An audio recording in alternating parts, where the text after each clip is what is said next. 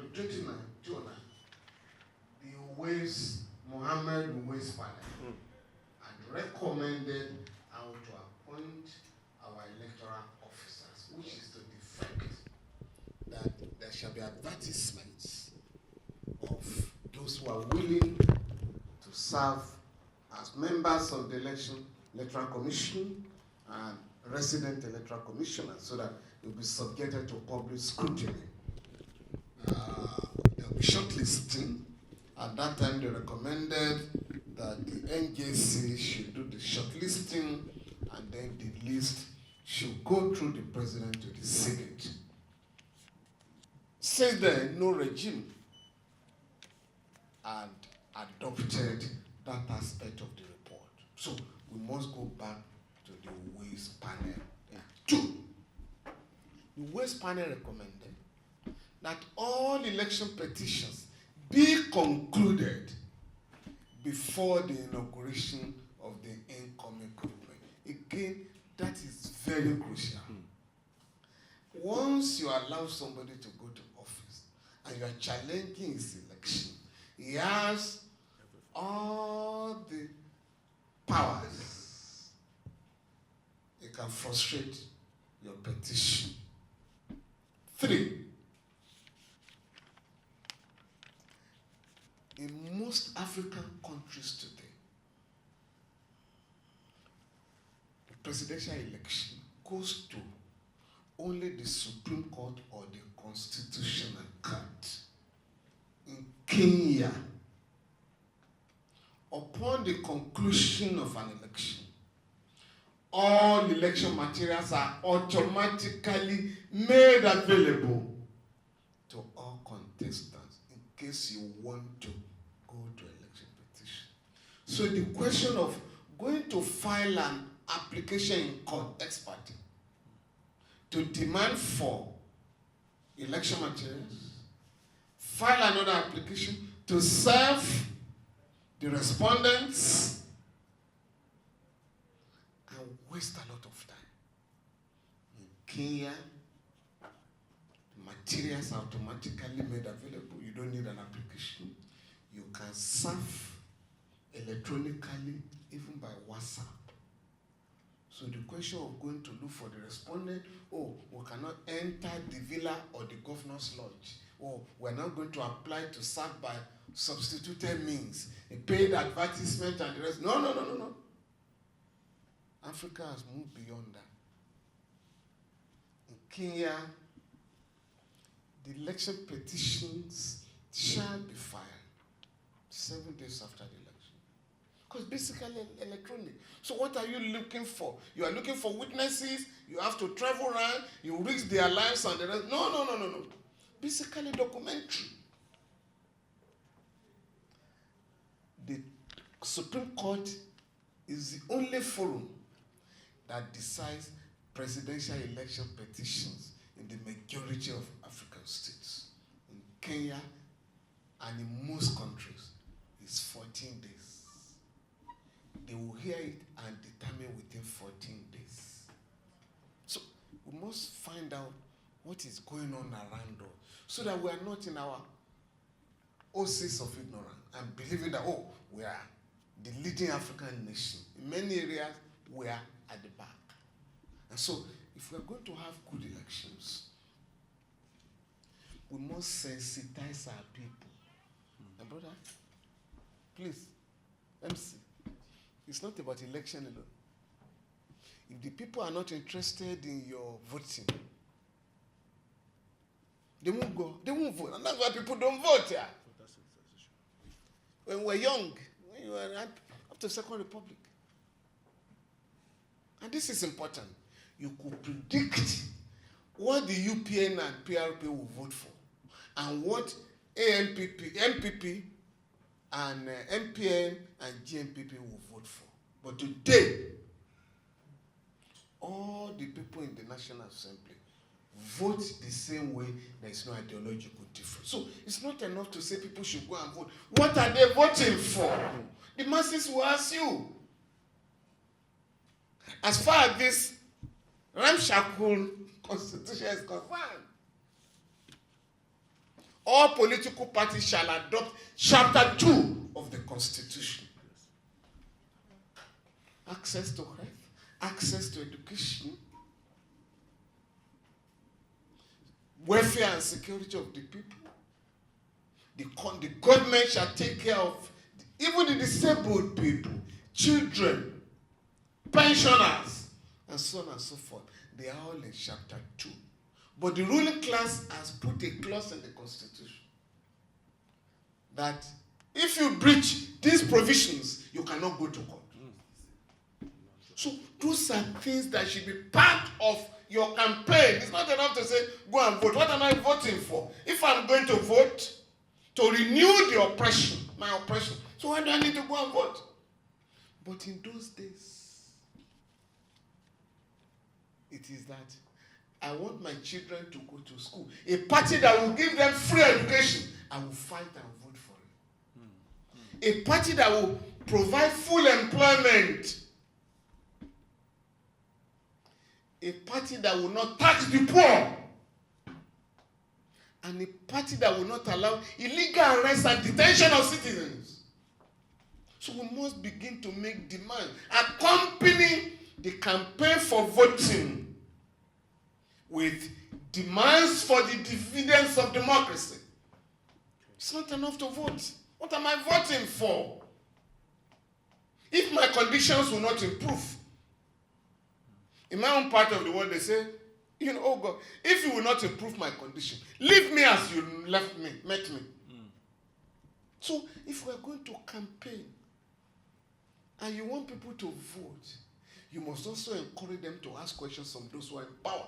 Now, on your paper, it's not enough to go and submit your proposal to the National Assembly. They will just dump it.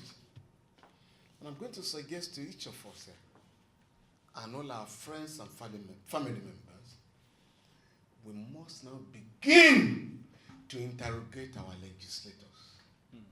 You have the right, because they are going to come around to say, come and vote for us. You have the right to write to them.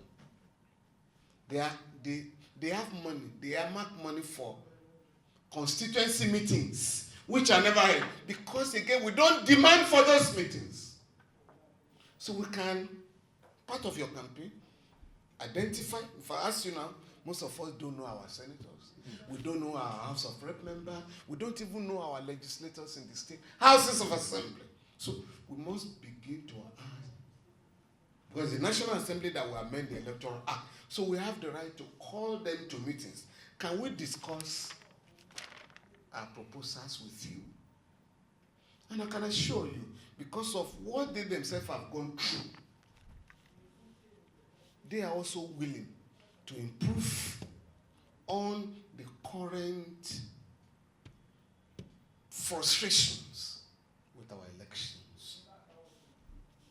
The court has said, the Supreme Court has said, that transmission of election results, electronic registration and the rest of them, beavers and whatever, are optional for INEC. In other words, it is not compulsory as far as the law is concerned to transmit results. That is where we will now have to say, please amend the Electoral Act to make it compulsory for all of us to monitor and visualize the results that are uploaded and sent to the central server of INEC. If you do that, why does anybody go on? We need to go and file election petitions. Because you already know the result, even before the announcement. And that is why in many countries of the world today, losers congratulate the winners, even before the official announcement. Ghana has just had an election, presidential election in December. 2 former presidents, President Jonathan and President Obasanjo, were there at the inauguration. President Tinubu were there, and about 10 governors. When they came back, there has been no debate of what they saw. And pressmen have not asked them, now you were in Ghana. What happened? there is no election petition against the presidential election.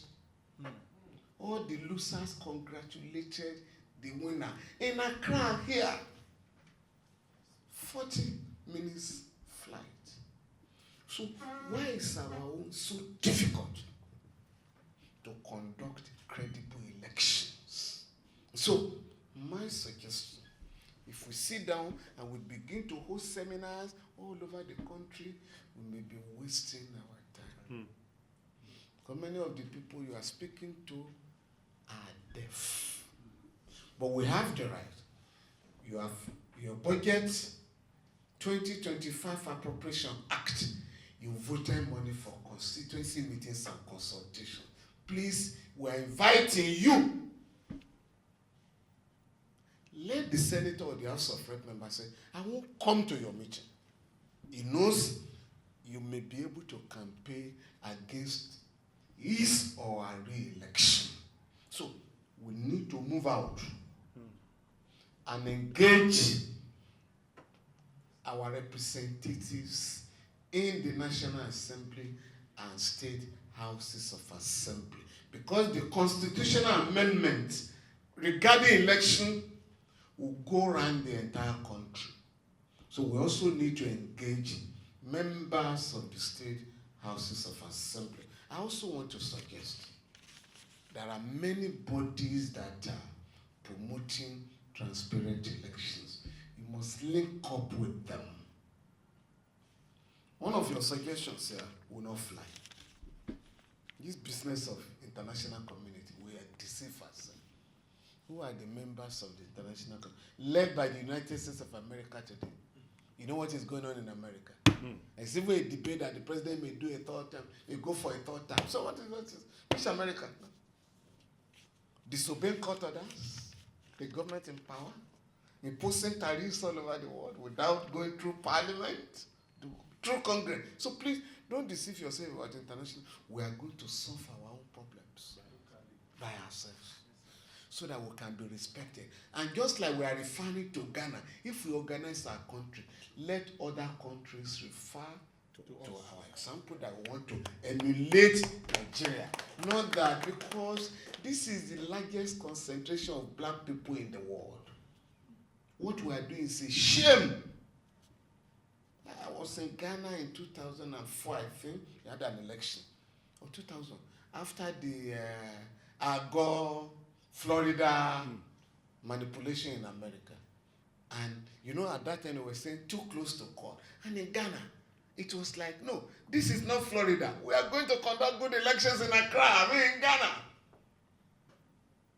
Ghana has had over 30 years of uninterrupted election. Now, still on the international community, I was in Accra and delivered a paper in Accra yesterday. So that we know where we are. Yes. We're in trouble. The President Buhalo Ensalo of Guinea-Bissau dissolved Parliament in December 2023. He has refused to conduct parliamentary election. His own term of office as president expired in February this year. He's still in office as a sole administrator. Majority of the presidents in West Africa now, are you listening to me? Yes. Are removing term limits in their constitution. That's one of the countries, Togo. Since 1963 that country became independent, only two people, a father and son, have ruled the country. Eyadema's son had just removed term limit from the constitution. His father ruled from 1963 to 2005. He has been ruling since 2005. So he has now removed term limit.